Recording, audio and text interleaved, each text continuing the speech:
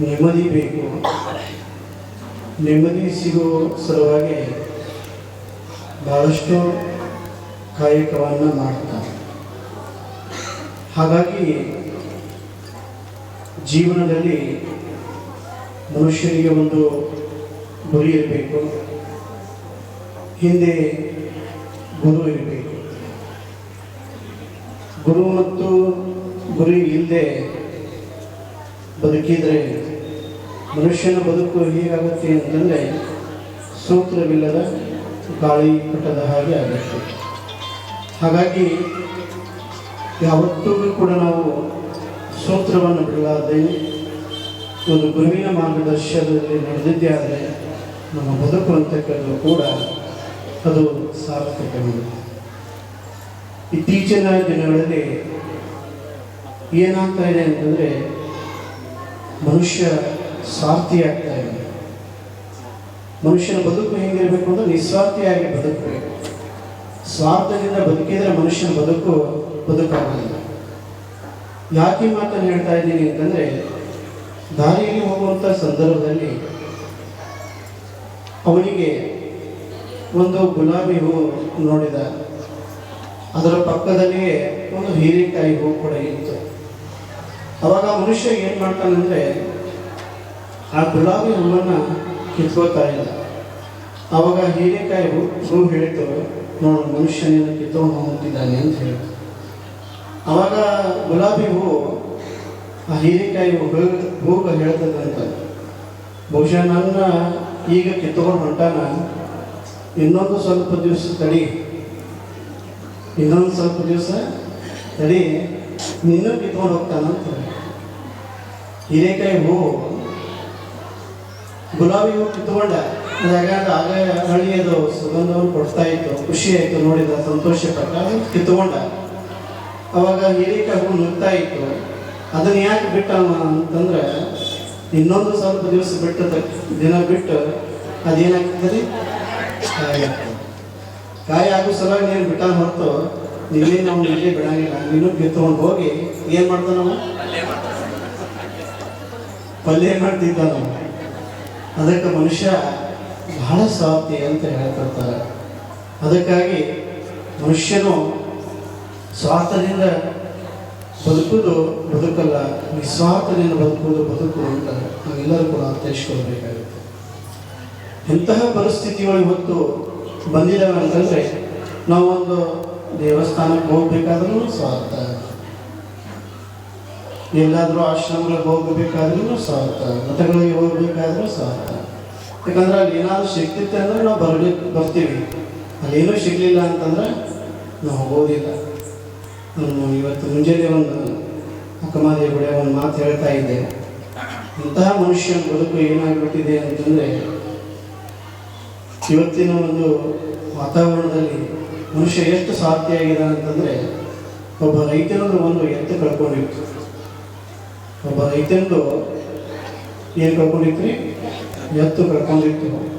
ಬಹಳ ಬೆಳೆಬಾರುವಂತಹ ರೈತ ಎತ್ತದು, ಹೆಚ್ಚು ಕಡಿಮೆ 1 ಲಕ್ಷಕ್ಕೆ ಬೆಲೆ ಬಾಳ್ತಕ್ಕಂತಹ ಏನದು ಎತ್ತನ್ನು ಕಳ್ಕೊಂಡಿದ್ದ. ಬಹಳ ನೋವಾಗಿತ್ತು ಅವನಿಗೆ.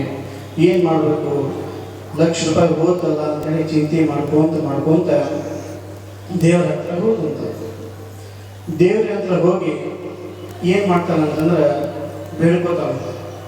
ಏನು ಬೇಡ್ಕೋತಾನಂತಂದ್ರೆ, ನನ್ನ ಎತ್ತ ಕಳೆದೈತಿ, ಇದು ಸಿಕ್ತು ಅಂತಂದ್ರೆ ಬೇಡ್ಕೊಂಡ, ಇದನ್ನು ಮಾರ್ತೀನಿ, ಮಾರಿದ ಮೇಲೆ ಇದನ್ನು ಬಂದ ಹಣವನ್ನು ನಿನಗೆ ಕೊಡ್ತೀನಪ್ಪ ಅಂತ ಬೇಡ್ಕೊಂಡಂತ. ಯಾರಿಗೆ ಬೇಡ್ಕೊಂಡ? ದೇವರಿಗೆ ಬೇಡ್ಕೊಂಡ. ಏನು ಮಾರಿ? ಎತ್ತ ಮಾರಿ. ಅದು ಸಿಕ್ತು ಅಂತಂದ್ರೆ ಮಾರ್ತೀನಿ, ಮಾರ್ಕೊಂಡು ಹಣವನ್ನು ಅರ್ಧ ನಿನಗೆ ಕೊಡ್ತೀನಿ ಅಂತೇಳಿ ದೇವ್ರಿಗೆ ಬೇಡ್ಕೊಂಡಂತ. ಬೇಡ್ಕೊಂಡು ಹೋದ್ಮೇಲೆ ಏನೋ ಒಂದು ದೇವರ ಕೃಪೆ ಏನಿತ್ತು ಏನೋ ಗೊತ್ತಿಲ್ಲ, ಎತ್ತು ಒಂದು ವಾರದೊಳಗೆ ಹುಡುಕ್ಯಾಡ್ಕೋತ ಹೊಂಟಿದ್ದ. ಸಿಗಂತೆ ಬಹಳ ಖುಷಿ ಆಗ್ತಾವೆ.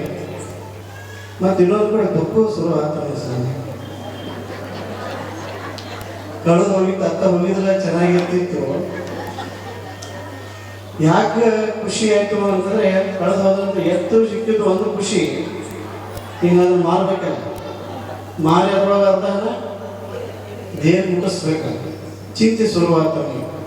ಅದಕ್ಕೆ ವಿಚಾರ ಮಾಡಿ ಮಾಡಿ ರೈತ ಎಷ್ಟು ಶಾಲೆ ಇದ್ದ ಅಂತಂದ್ರೆ ಒಂದು ಕೆಲಸ ಮಾಡಿದ ಅವ ಏನು ಬಿಡ್ಕೊಂಡು ಬಂದಿದ್ದ, ಎತ್ತ ಮಾರ್ತೀನಿ ಬಂದು ಹಣದೊಳಗೆ ಅರ್ಧ ನೆನಪು ಕೊಡ್ತೀನಿ ಅಂತ ಬೇಡ್ಕೊಂಡಿದ್ದ. ಅವು ಮನೆಗೆ ಬಂದು ಮನ್ಯಾಗ ಒಂದು ಕುರಿ ಮರಿ ಐತಿ, ಕುರಿ ಮರಿ ತಗೊಂಡು ಎತ್ತು ತಗೊಂಡು ಸಂತಿಗೆ ಹೋಗೋದು. ಸಂತಿಗೆ ಹೋಗಿ ಅಲ್ಲಿ ಕಟ್ಟಿದ ಮತ್ತು ಗಿರಾಕಿಗಳು ಬಂದವಲ್ಲ, ಬರಕತ್ತಂತೆ ಬಂದಂತಹ ಒಬ್ಬ ಗಿರಾಕಿ ಎತ್ತಿನ ರೇಟ್ ಕೇಳಿದ. ಅದಕ್ಕೆ ಅವನು ಹೇಳಿದ, ಎಷ್ಟಪ್ಪ ಇದರ ರೇಟ ಅಂತಂದ. ಇದರ 10,000 ರೂಪಾಯಿ ಅಂತಂದ. ಎತ್ತಿನ ರೇಟ್ ಅಲ್ಲ, ಇಷ್ಟು ಕಿಮ್ಮತ್ತಿನ ಎತ್ತ ಇದನ್ನೇ ಯಾಕೆ ಕೊಡಕತ್ತೆ, ಅದ್ರ 5 ಯಾಕೆ 10 ಯಾಕೆ ನಿಂಗೆ 15 ಕೊಡ್ತೀನಿ ಕೊಟ್ಟು ಬಿಡಂತ. ಆದ್ರೆ ಒಂದು ನೀವು ಕೆಲಸ ಮಾಡಬೇಕು ಅಂತ. ಇದರ ಜೊತೆಗೆ ಇನ್ನೊಂದು ಐತಿ ಕುರಿ ಮರಿ, ಅದನ್ನು 1,00,000 ರೂಪಾಯಿ ನಾನು ಮಾರಾಕತ್ತೀನಿ, ಅದನ್ನು ತಗೊಂಡ್ರೆ ಇದನ್ನು ಕೊಡ್ತೀನಿ ಅಂತ. ಅವನಿಗೆ ಅದು ರೈತರಿಗೆ ಅದು ತಗೊಳ್ಬೇಕಂತ ಆಸೆ ಐತವ, ಅಷ್ಟು ಅಂಥ ಸುಂದರವಾದಂಥ ಎತ್ತದು. ಇನ್ನೇನು ವಿಚಾರ ಮಾಡ್ತಾನೆ, ಆದರೂ ಜಮಾಯಿಸಿ ಎಲ್ಲಿಗೆ ಬಂತು ಅಂತಂದ್ರೆ, ಆಯಿತು ಕೊಡ್ತೇನೆ, ಒಂದು 80,000 ಕೊಡ್ತೀನಿ, ಕೊಟ್ಟು ಬಿಡಪ್ಪ ಅಂತ. ಆಯಿತು ಅಂತೇಳಿ ಆ ಕುರಿ ಮರಿಗೆ ಎಷ್ಟು ಕೊಟ್ಟವ, 80,000 ರೂಪಾಯಿ ಕೊಟ್ಟ. ಎತ್ತು ಕೊಟ್ಟ 10,000 ರೂಪಾಯಿ. ಅವಾಗ ಏನು ಮಾಡಿದ, ಬಿಡ್ಕೊಂಡು ಬಂದಿದ್ದಲ್ಲ, ಏನು ಬಿಡ್ಕೊಂಡು ಬಂದಿದ್ದವು ಎತ್ತು ಮಾರಿದ ಮೇಲೆ, ಅದ್ರಾಗ ಅದು ಬಂದ ಅರ್ಧ ಹಣವನ್ನು ನಿನಗೆ ಒಪ್ಪಿಸ್ತೀನಿ ಅಂತೇಳಿ ಬಿಡ್ಕೊಂಡು ಬಂದಿದ್ದ. ಅದಕ್ಕೆ 10,000 ರೂಪಾಯಿ 5,000 ರೂಪಾಯಿ ತಗೊಂಡು 5,000 ರೂಪಾಯಿ ತಗೊಂಡು ಹೋಗಿ ದೇವರಿಗೆ ಹೋಗಿ ಹುಂಡಿಗೆ ಹಾಕಿ ತಗೊಂಡು ನಿನ್ನ ಬಿಡ್ಕೊಂಡು ಬಂದಿದ್ದಿಲ್ಲ, ನನ್ನ ಅಕ್ಕಿ ತೀರ್ಸಿನ ತಗೋತೇಳಿ ಹಾಕಿ ಸಾಷ್ಟಾಂಗ ನಮಸ್ಕಾರ ಮಾಡಿ ಬಂದಂತ. ಅಂದರೆ ಯಾಕೆ ಹೇಳೋದಂದ್ರೆ ಮನುಷ್ಯ ಸ್ವಾರ್ಥ ಅಂತ. ಅದಕ್ಕಾಗಿ ಬಸವನು ಬಹಳ ಸುಂದರವಾದ ಮಾತು ಹೇಳ್ತಾರೆ, ಲೋಕದ ಹುಡುಕು ನೀನೇ ಕಿತ್ತಿದ್ದೀವಿ, ನಿಮ್ಮ ಮನವನ್ನು ಸಂತೈಸಿಕೊಳ್ಳಿ, ನಿಮ್ಮ ತನವನ್ನು ಸಂತೈಸಿಕೊಳ್ಳಿ, ನೆರೆಮನೆಯ ದುಃಖಕ್ಕೆ ಎಲ್ಲರೂ ಮೆಚ್ಚನ ಕೂಡ ಸನ್ಮಾನ ದೇವ ಅಂತ. ಇವತ್ತು ಪರಿಸ್ಥಿತಿ ಹೆಂಗಾಗಿದೆ ಅಂತಂದ್ರೆ, ನಮಗೆ BP ಶುಗರ್ ಹೆಚ್ಚಾಗೋದು ನಮ್ಮ ಟೆನ್ಷನ್ ಅಲ್ಲ, ಮಂದಿ ಟೆನ್ಷನ್ ಹೋದದ್ದು. ಮಂದಿ ಟೆನ್ಷನ್ಕನ ನಮಗೆ BP ಶುಗರ್ ಹೆಚ್ಚಾಗ್ತಾವೆ.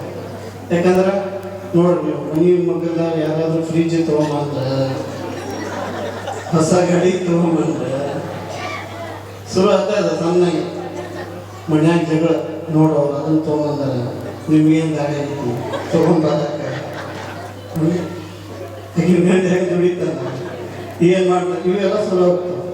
ಅದಕ್ಕೆ ಸುಮ್ಮನೆ ನಿನಗೆ ಯಾಕೆ ಬೇಕು, ನಮ್ಗೆ ಗೊತ್ತೈತೆ, ನಾವು ಪಾಲಿಗೆ ಬಂದ ಪಂಚಾಮೃತ ನೀವು ಅದರ್ತಾನ. ಏನು ಪಂಚಾಮೃತ ರೀ, ಎಷ್ಟು ದಿವಸ ಹಿಂಗೆ, ಎಷ್ಟು ದಿವಸ ನೀವು ಬೈಕ್ನಾಗ ಅಡ್ಡಾಡೋದು, ಎಷ್ಟು ದಿವಸ ಸೈಕಲ್ ಅಡ್ಡಾಡೋದು, ಯಾವಾಗ ಕಾರ್ ತಗೋತೀರಿ, ಹಿಂಗೆ ಅನ್ಕೋತ ಶುರು ಆಗಿರ್ತಾವ ಮನ್ಯಾಗ. ಅದಕ್ಕಾಗಿ ಯಾಕಂದ್ರೆ ಜೀವನದಲ್ಲಿ ಹೆಂಗೆ ಬದುಕಬೇಕು ಅಂದರೆ, ನಮ್ಮ ಕೈ ಕಾಲದ ಅಂತಂದ್ರೆ ಕಾಲಿಂದವ್ರು ನೋಡಿ ಬದುಕಬೇಕು. ನಾವು ಕಾಲಿಂದವ್ರು ಕೈಯಿಂದವ್ರು ನೋಡಿ ಬದುಕಬೇಕು. ಯಾಕಂದ್ರೆ ನಮ್ಮ ಕೈ ಕಾಲ ಭಗವಂತ ಕೊಟ್ಟಾನಲ್ಲ ಅಂತ. ಒಬ್ಬೊಬ್ಬರಿಗೆ ಸೈಕಲ್ ಗತಿ ಇರೋಂಗಿಲ್ಲ, ಒಬ್ಬೊಬ್ಬರಿಗೆ ಕಾಲು ಗತಿ ಇರೋಂಗಿಲ್ಲ. ಅಂಥವು ಒಂದೊಂದು ಪರಿಸ್ಥಿತಿಗಳು ನೋಡಿಕೊಂಡು ಅನುಗುಣವಾಗಿ ನಾವೆಲ್ಲ ಬದುಕಿದ್ದೇ ಆದರೆ ನಮ್ಮ ಬದುಕು ಬಹಳ ಸುಂದರವಾಗಿ ನಡೀತಾ ಇದೆ. ಅದಕ್ಕಾಗಿ ಪ್ರತಿಯೊಬ್ಬರು ಕೂಡ ನಾವು ಧರ್ಮ ಮಾರ್ಗದಲ್ಲಿ ಒಳ್ಳೆಯ ಆಚಾರ ವಿಚಾರಗಳನ್ನು ಇಟ್ಕೊಂಡು ಬದುಕಿದ್ದೆ ಆದರೆ ಮನುಷ್ಯನ ಬದುಕುವಂಥದ್ದು ಕೂಡ ಸಾರ್ಥಕ ಅಂತ ಇದೆ. ಇವತ್ತು ವೇದಿಕೆ ಮೇಲೆ ನೋಡಿ ಬಹಳಷ್ಟು ನಮಗೆ ಬಹಳ ಖುಷಿ ಆಗುತ್ತೆ. ಯಾಕಂತಂದರೆ ನಮಗೆ ನಾವು ಏನೂ ಬಯಸೋದಿಲ್ಲ.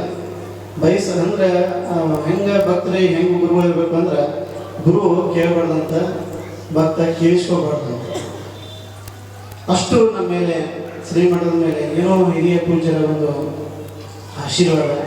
ಮತ್ತು ಏನಾದರೂ ಒಂದು ಮಠ ಆಗಿದೆ ಅಂತಂದರೆ ಅದಕ್ಕೆ ನಾನು ಹೇಳ್ತೀನಿ, ಮಠದ ಆಸ್ತಿ ಯಾರು ಅಂತಂದ್ರೆ ನಮ್ಮ ಮಠಕ್ಕೆ ಭಕ್ತರೇ ದೊಡ್ಡ ಆಸ್ತಿ. ಒಮ್ಮೆ ಅದೇ ಯಾರು ಕೇಳಿದ್ರೆ ನಿಮಗೆ ಎಷ್ಟು ಆಸ್ತಿ ಇದ್ರೆ ಮಠಕ್ಕೆ ಅಂತ ಹೇಳಿದ್ರು. ನನಗೆ ಲೆಕ್ಕ ಇಲ್ಲ ಅಂತ ಹೇಳಿದ್ರು. ಮಠಕ್ಕೆ ಲೆಕ್ಕ ಇಲ್ಲ, ಮತ್ತು ಎಷ್ಟರ ಜಾಗ ಇತ್ತು ಅಂದ್ರೆ ಅದಕ್ಕೆ ಸಿಗಿದೆ ಇಲ್ಲ ಅಂತ ಹೇಳಿದ್ರು. ಮಠಕ್ಕೆ ಸೀಮಿನ ಇಲ್ಲ, ನಮ್ಗೆ ಸೀಮಾತೀತವಾಗಿ ನಾವು ಬದುಕ್ಬೇಕು. ಯಾಕಂದ್ರೆ ಸೀಮೆ ಇಟ್ಕೊಂಡು ಕೂತ್ಕೊಂಡ್ರೆ ಮತ್ತೆ ಜಗ ಸುಗುಣ ಆಗ್ತದೆ. ಅದಕ್ಕೆ ಸೀಮೆ